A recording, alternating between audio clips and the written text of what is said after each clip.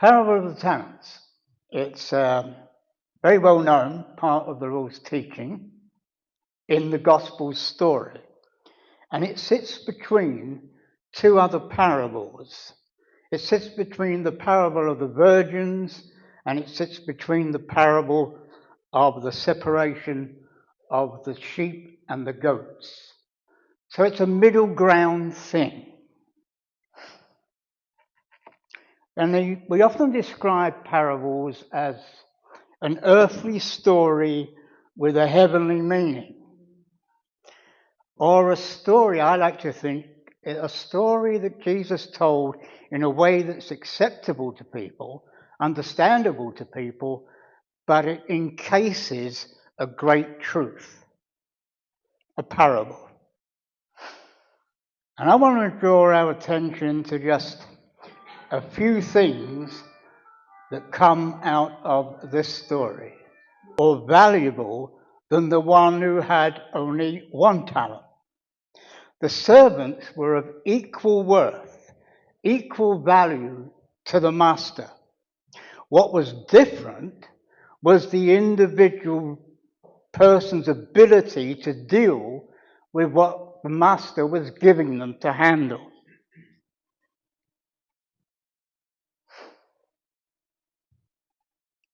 And he gave them in the first instance, according to their ability. And that's how it is with us. The Lord will not ask us to do what he knows is beyond our ability to do or fulfill.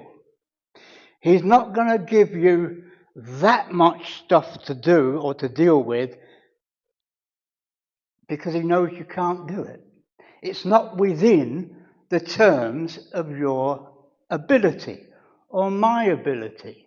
So he's only going to give me what I can handle and deal with. And he knows right at the start what that is. Whether I'm aware of it or not, he knows. And that's how it is with us. And therefore, there may be times when it takes us a little bit out of our comfort zone. Yeah, Lord, I can handle that, but I'm not sure about that. But that's where Jesus wants to take you just a little bit out of your comfort zone. There are times when God gives us a small thing to do, and when he finds us trustworthy in that small thing, he may entrust to us something that's a little bit bigger. And often that's what people find when they're taken out of their comfort zone. But that's growth and experience, and it takes time to develop. But because God knows what you're able to deal with, he can give you something which will grow.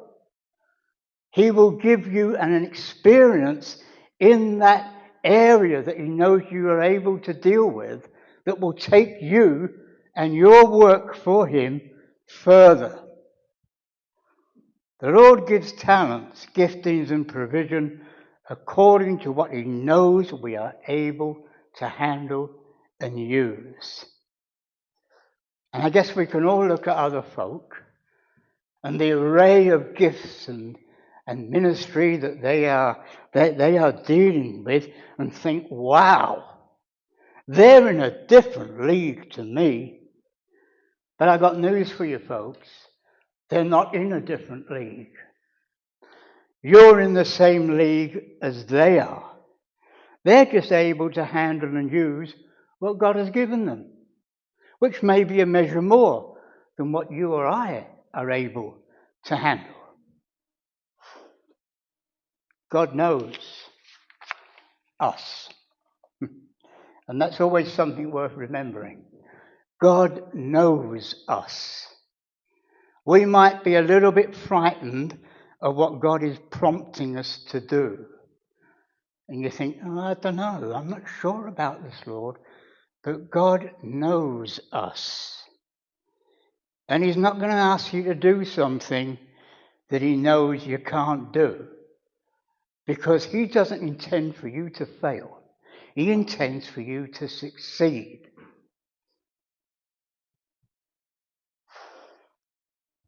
That's another important point that comes out of this parable. Each of the servants, irrespective of the talents that were given to them, had the ability to use what was given to them in the first place. You know, we often say that the end is different from the beginning. Where you start out of is not necessarily where you finish up. And God knows right at the beginning of your walk with Him, your service with Him, what you are able to do and how He's going to get you into the fullness of it. And that may take time and experience, but He's given it to you in the first place. Now, I don't want to labour this point too much, but make use of whatever it is that God has given you. Whatever it is, use it. The servant who went off with 5 talents came back with 5 more. He made a profit. There was an increase because he traded with what had been given to him to use. What had been given to him to use. Same with the servant with the 2 talents. They traded with what they had been given. Not of all God's provisions are great gifts, etc. They're not always obvious and visible. They're not all upfront ministries. In fact, the vast majority of ministry conducted by the church isn't up front. It's in the background somewhere. You think about it. You take a church of 100 people. You might see perhaps half a dozen preachers in that church. You might find some people in that church and you can quantify the numbers. You can say, well, there's 10 or 12 people and they're up front. They're prophecies. They're this, they're that, they're the other. Well, what about the other 80 people in the congregation? What are they doing? They're using what God has given them. But it may not be on the front platform. It may be somewhere in the background of the whole ministry that a church conducts. I don't often give people advice. The main reason for it is I haven't got much advice to give them. But I will today. One exception. If God has blessed you with any measure of gift or provision of ministry, no matter what it is, give it away. Give it away. Use it. Put it to work. Trade with it. Give it away. And God will give the increase. It's like the loaves and the fishes. If you've ever read that parable, not parable, have you ever read that story? Jesus said to his disciples, what have you got? Well, not much. Just a few loaves and a bit of fish. And Jesus says, well, give it to me. So they gave him the little that they had, and Jesus did the big thing with it. They only had a few loaves and a little bit of fish. He took that, and what he did with it, fed the thousands. There's the increase. No matter what it is that God has given you, use it. And he will give the increase.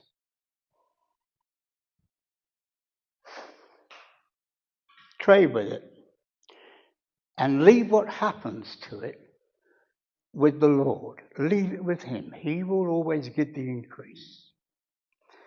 So let's turn our attention to the servant with 1 talent. His talent was no different in value to that which was given to the others. The value was the same. It's only the quantity that differed. And it has to be said that to whom much is given, much is required. If God gives you an awful lot to deal with, then he will be requiring an awful lot from it, if I can put it that way. So the servant with the 1 talent comes back with the 1 talent. No profit, no increase. Why? Because he didn't use the talent. He didn't use what God had given him to use. Didn't trade with it. He was able to do so. He could have done, because the master gave him the talent in the first place. Because he knew that his servant was able to handle it. So he gave it to him. Here we go, get on with that. But he didn't. He was able to, but he didn't. It was out of fear that he didn't. So he had the talent, and he went and buried it. Covered it up. And he refers to his master as a hard man, which of course he wasn't. It was just his view of his master that was wrong. You know, his master had a great value for this servant, as all of his servants. And he looks at this servant and he says, hey, I know what I can give him, and I know what he's capable of doing with it.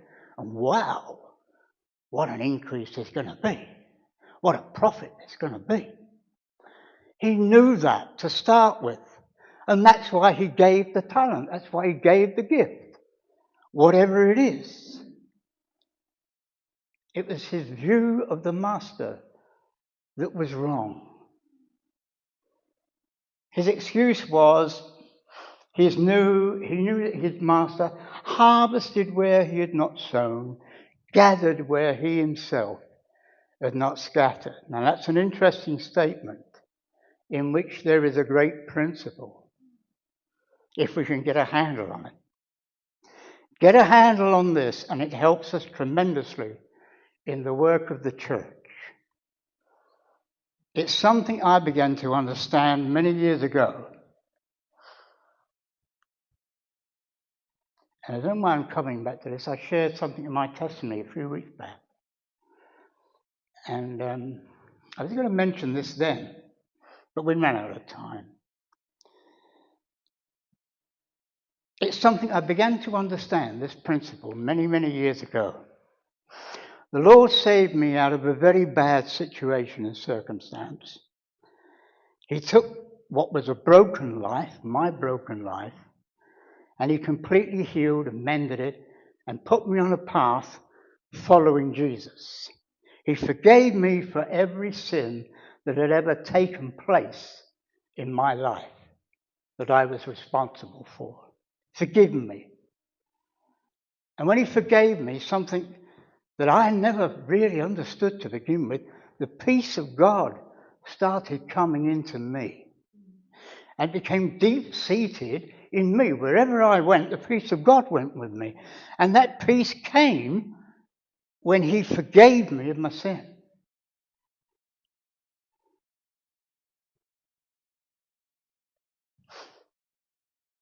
And I guess maybe 6 or 7 months went by.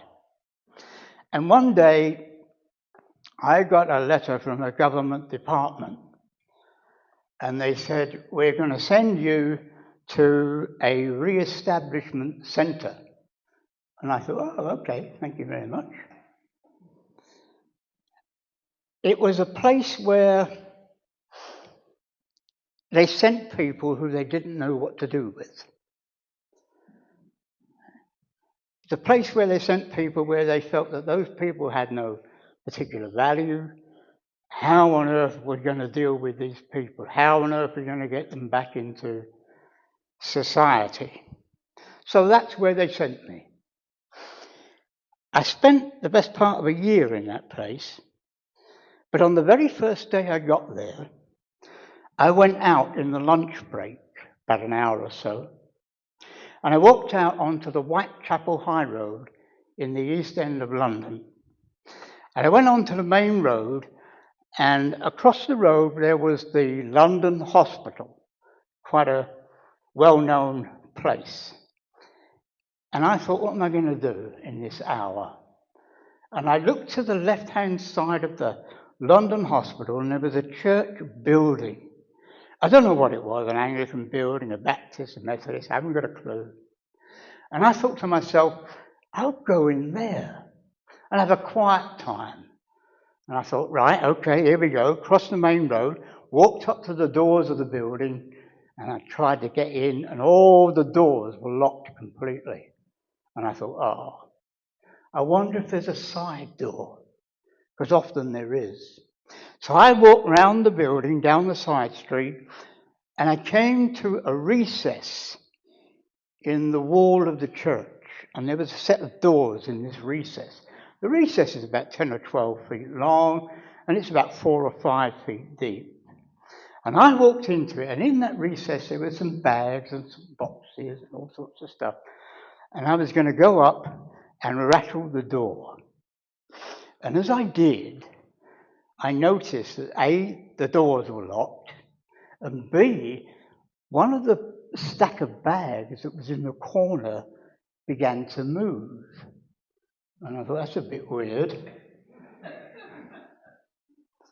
And when I looked, the bags separated, and there was a little old lady, covered in dirt and grime, sitting in the middle of the bags. She was eating a loaf of bread. She had this great big lump of bread, and she was eating the center of it. She was a bag lady. Now, just in case you don't know what a bag lady is, it's somebody who lives on the streets and carries all of their possessions in normally carrier bags. She was a bag lady.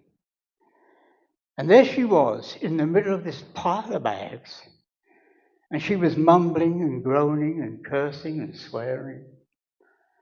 And I was going to walk away, to be honest.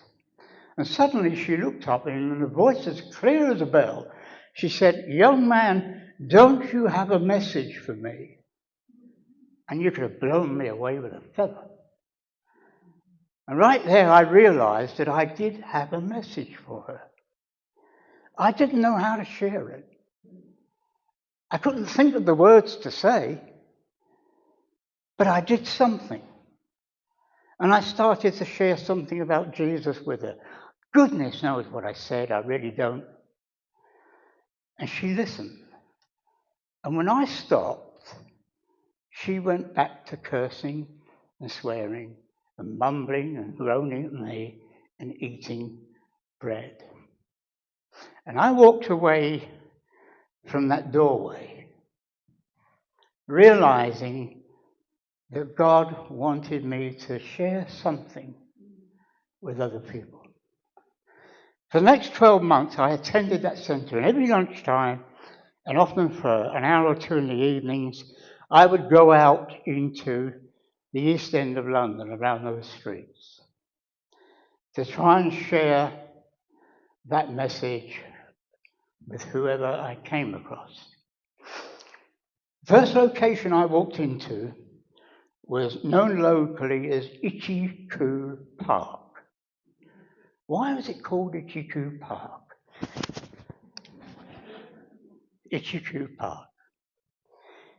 It was often populated with winos, cheap cider drinkers, beer drinkers, people who were wearing the same clothing for months on end.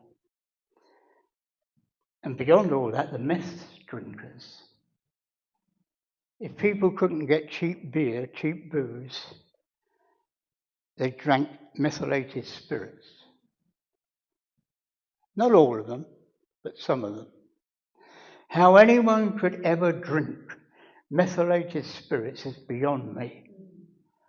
I mean, it must rot the insides of them. But there they were. So for 12 months I spent talking to people in that general area. I met many, many people, and some sad situations you come across. Getting towards the end of it, and I might say this, the only thing that I had literature-wise was the church tracts that came from my church, which was 16, 17, 18 miles away. I've got them. Every time I spoke to someone and had a little chat with them, I would leave them with one of those tracts. Getting towards the end of the year, I thought to myself, is this really worth it? All this time, all this effort, is it really worth it, Lord? One day I came out onto a side street and was making my way down onto the Whitechapel High Road. And in that side street, the street traders used to park their barrows, that they sold their stuff from. And in this line of barrows, there was a fella, I don't know, late 50s, early 60s, not sure. He's sitting on the barrow, and he's sitting there like that, and he's swinging his legs backwards and forwards. So I thought, I'll go and sit down with him. So I sat down with him, and there's the two of us swinging our legs backwards and forwards. I had a little chat with him, and eventually I talked to him about the Lord, and I gave him a tract. And I can remember it to this day. One of those simple little folded things, and on the front of it, it had a picture of a kettle with steam coming out. And the little message inside was how our lives are no more than a vapor. And on the back was the little bit of information about our church. So I gave him that, and he looked at it, and he said, I've got one of these. So I thought that he'd gone into the Salvation Army place, which he told me about, the hostel just down the road. And I thought maybe one of the guys there must have given him a tract. So he says, hang on a minute. He said, I've got one of these. So he goes through his pockets, and out comes a tract. And it's the identical one that I had given him. Identical. Same tract, same information from my church. I said, where did you get this? Oh, he said, some geezer gave it to me months ago. He said, but I prayed what was on the back. Now, on those old-fashioned tracts, there used to be a sinner's prayer. Yeah, you remember that? And that's what he'd done. Somewhere in the Salvation Army hostel, he began to pray what was on the back of that card. He came to know the Lord. And God said to me when I walked away from him, he said, I've just lifted the cloth to let you see underneath what I've been doing.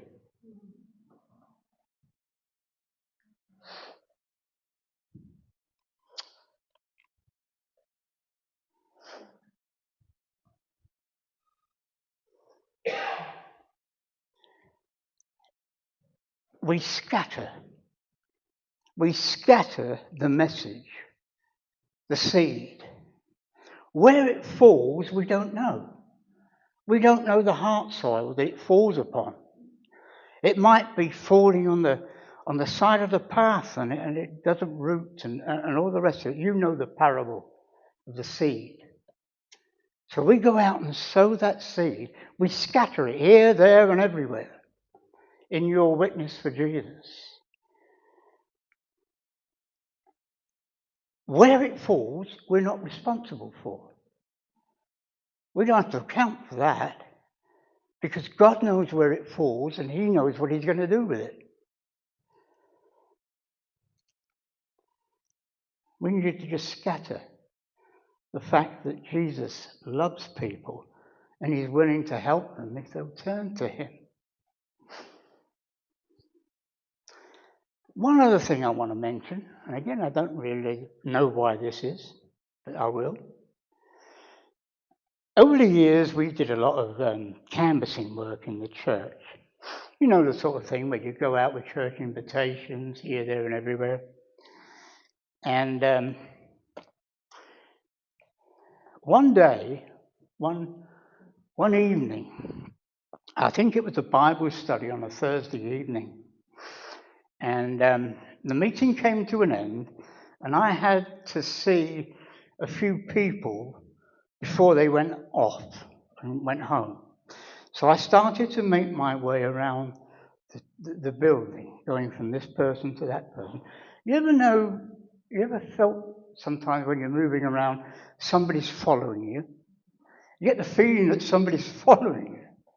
And so I saw this person, saw that person, got to the very end of the building.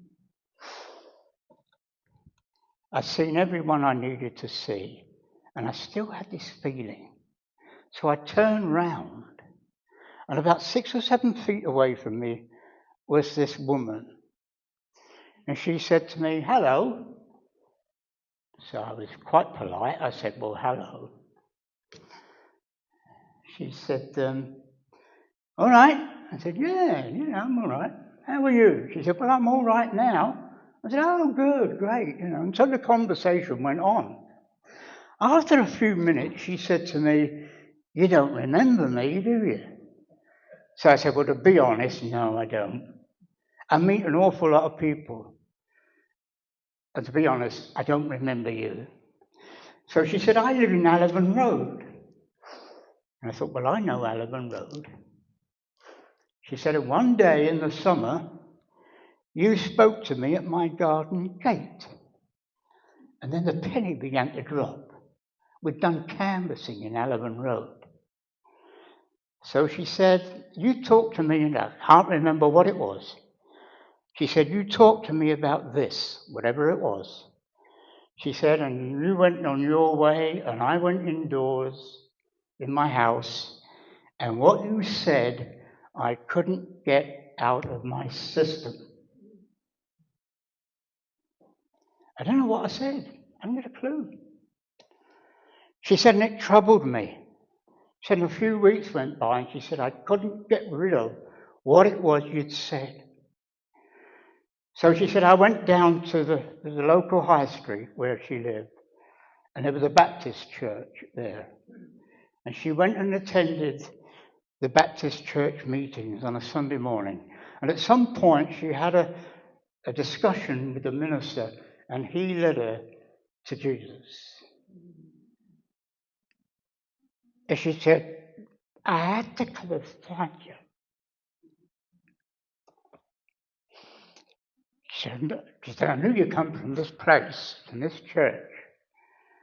She said, and I just had to come and say thank you. Don't make the point I want to make you, friends. We scatter the seed. We don't know where it lands. And we certainly don't know what God is doing with it, but He's doing it. The problem, if there is a problem, is that we stop sowing the seed. We stop being a witness for Jesus. Therein lies the problem, if there is one. How are we doing on time? 2 other illustrations of the same thing. I heard a story one day, and it was about an American guy who went on one of these mission field trips to South America. And in some South American country, goodness knows what it is, I can't remember. Don't have a memory. I thought it was a fascinating story. He gets down there, he spent 5 years preaching the gospel in the villages in this location in a South American country. 5 years. He never saw one person come to Christ. Not one. At the end of 5 years, he's got to go back to the United States, and a younger fellow is coming out to replace him to do 5 years in that South American country. And the 2 guys met and did the exchange in the airport lounge. So the old guy's got a set of keys to some hut that he was using as an office, and a few little documents and bits and pieces, and he hands it over to this young fellow who's just coming in to take over. And the young fellow says to the older guy, I understand that you've not actually seen any conversions to Christ in the 5 years that you've been here. And the fellow says, no, I haven't actually. So the younger fellow said, well, that must be a bit sort of disappointing, you know. He said, no, not really. He said, it's been a privilege to do it. It's been an honor and a privilege to preach the gospel for the past 5 years. So the two parted company. The old guy goes back to the United States. The young fellow comes in and starts to preach the gospel in the villages where the other fellow had been. Within a short space of time, the Spirit of God moved in a great wave across those villages. And a multitude of people come to Christ. And one day this young fella was talking to the Lord, as he did every single day. And he said, thank you, Lord, for letting me see this. Thank you, Lord, for all the things that I have seen you do.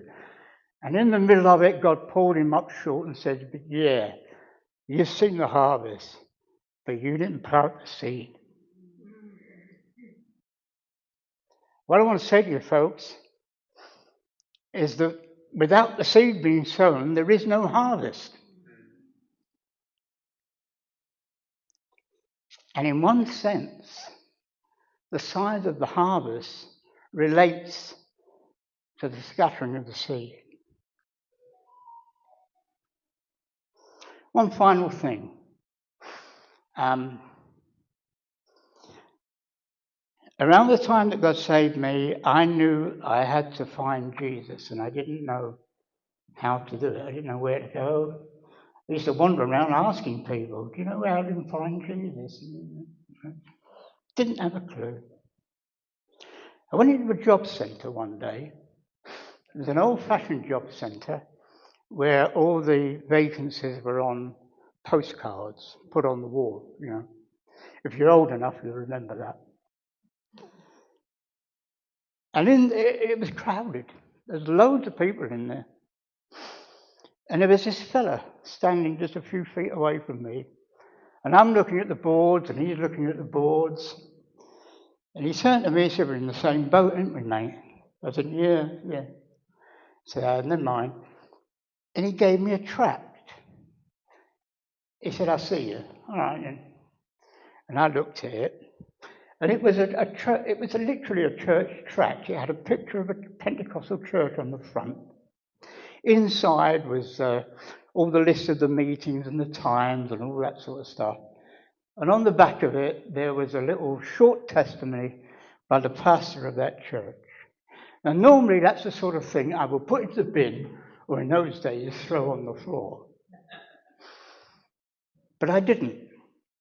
I stuck it in my pocket.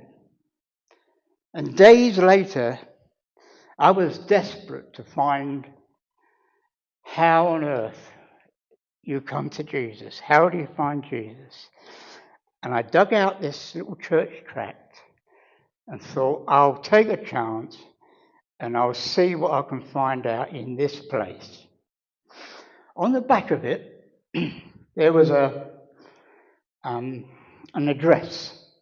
And it was the address of the church house. What do you call it? Manse. Yeah, Manse. So I go and knock on this pastor's door at 6:45 on a Sunday night. What a dim thing to do.